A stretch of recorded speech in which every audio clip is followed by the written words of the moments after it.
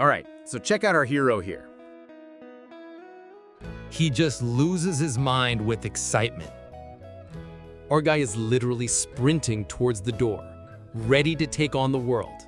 But then, right at the threshold, he sees it. It's like he's instantly having an existential crisis over those tiny icy flakes. And then it's nope, too cold, hard pass. Meanwhile, you got other dogs out there absolutely living their best snowy lives. Just like, what snow? They're running, they're sniffing, every single thing.